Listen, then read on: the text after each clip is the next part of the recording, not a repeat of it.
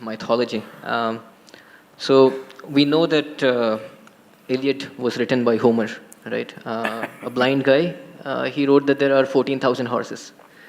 But since we know that he could not have seen it for himself, we believe that there's some sort of um, historical, storytelling going on there.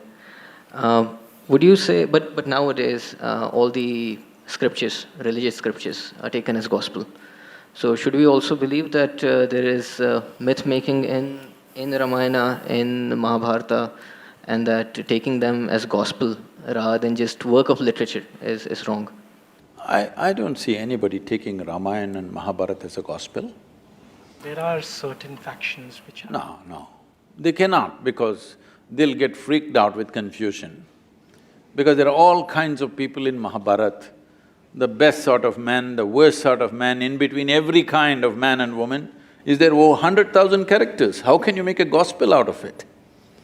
So you said storytelling. I don't know if you've seen the byline of Youth and Truth, not the seriousness of gospel but the playfulness of gossip, because gossip has always been reliable. No, at any time in history, nobody went by the official version. Whatever the official version came, people asked around with their friends and relatives what happened.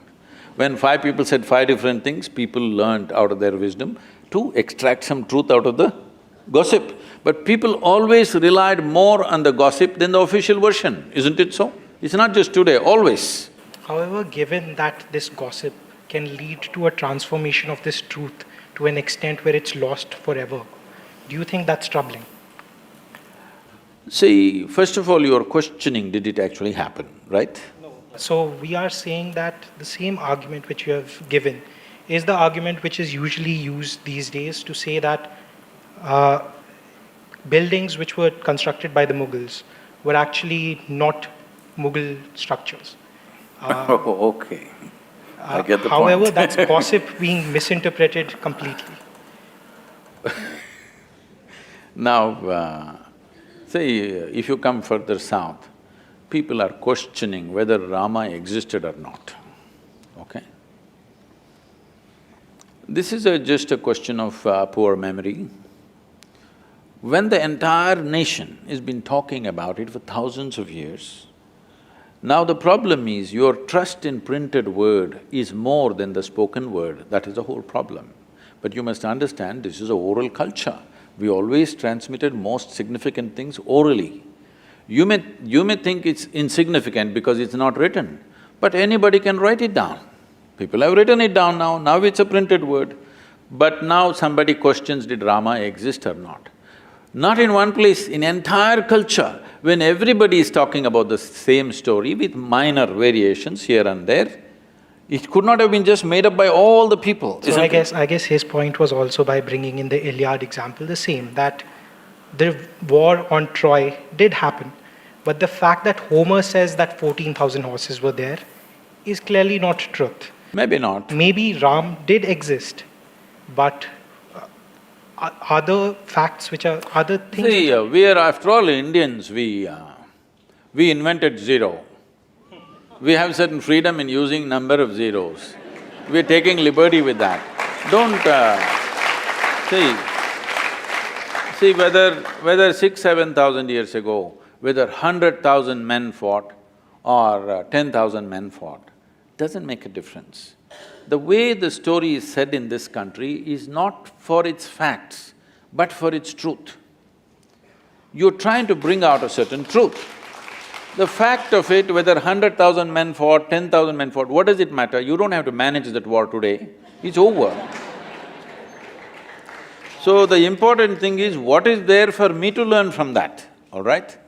If that's a question mark, we can go ahead with that. I guess that was his point itself, that when you look at religious texts, as you would learn from… See, don't call them religious texts, this is nation's history. So let's say if you look at another piece of literature, you would derive learnings from it. Literature is different, history is different.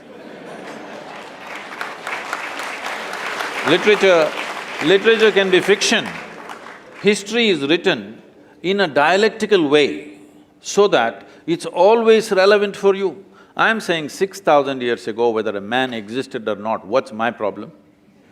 unless he has something to contribute to my life today, isn't it?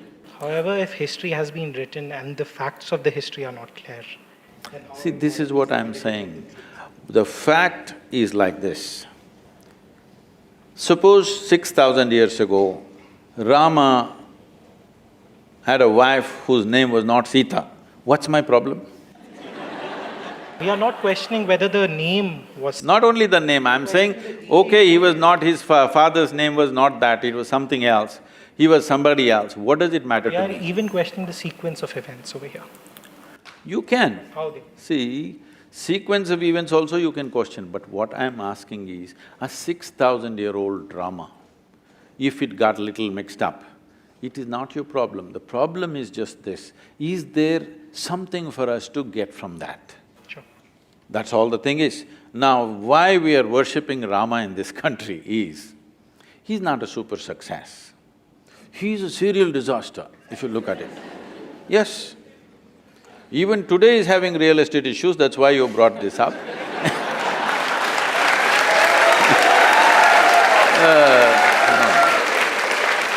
But it is not today alone, it's not today alone. Right from the beginning of his life, he is in trouble and trouble and trouble and trouble.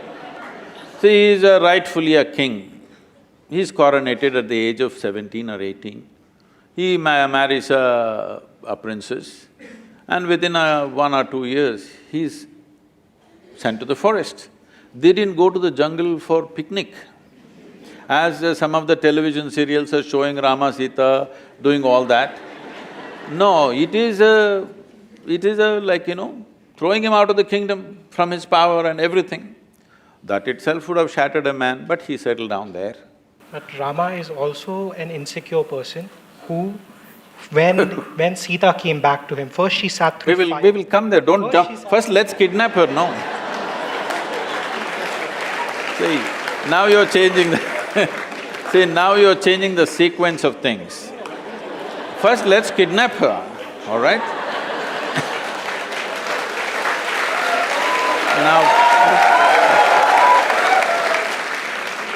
Now, the Sri Lankan people come and kidnap his wife and go away.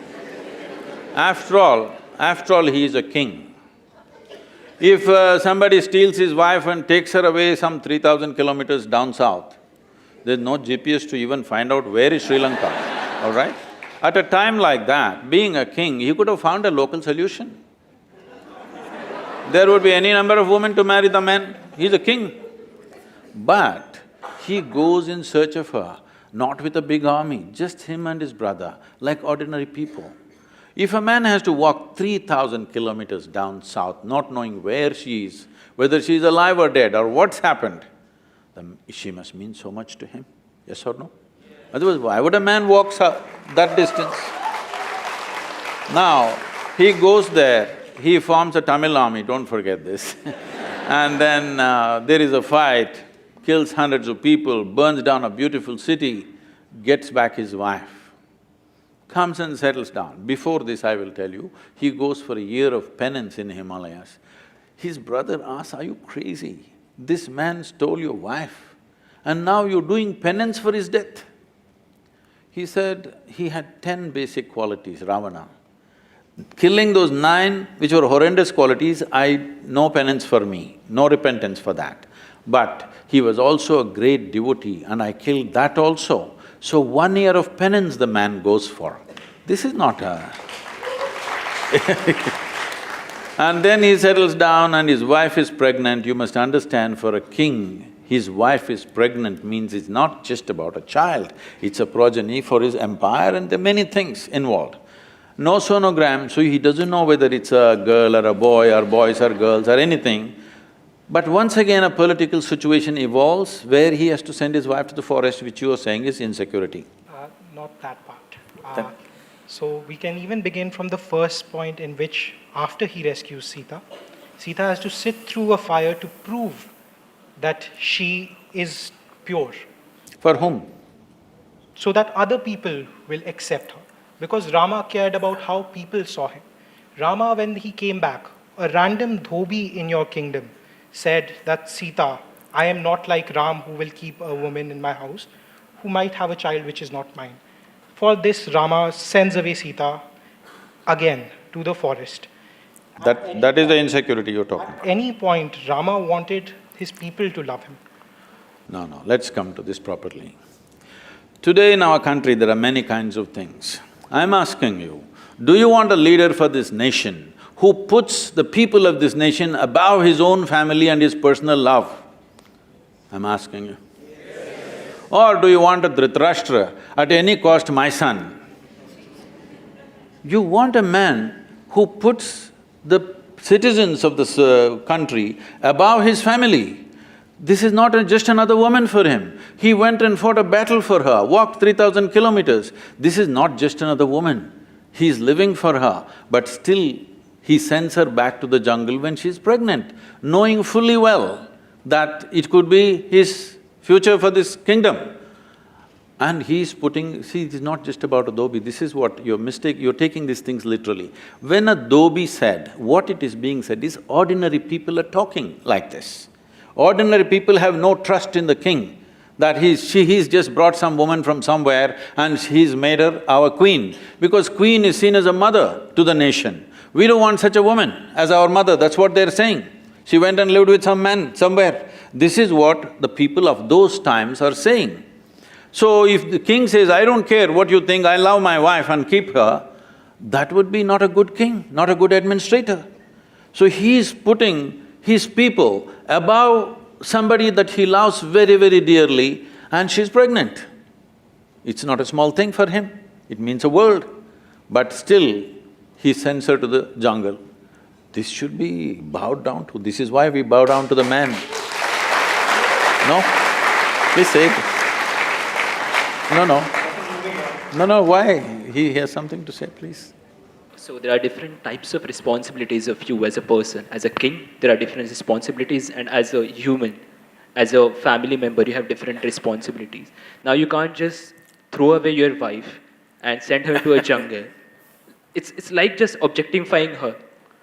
It's not treating her like another human who's pregnant, who will need different things, and you have promised her different things. Well, then you're against Gautam Buddha, you're against Rama, everybody. But you need to understand this in the right context, that is, if this woman didn't mean anything to her, he wouldn't have traveled down to Sri Lanka, fought a battle and brought her back, isn't it? It was his pride about what… How can you His pride he could have got 100 wives around him if he wished, but he went for this person who means so much to him. Moving on… No, you must see the words that he's uttered. You must see the words he uttered about Sita, what she means to him, how he cried to Lakshmana and what he said. Actions are way more important. Why are you reading all these evil intentions in his mind that he did not express anywhere? He did not express… With our words, we can say anything. See, as far as you are concerned, you know only what you read. You don't know anything else about his life, neither me nor you, all right? Perfect. So, from what you read, nowhere does it say that he was insecure.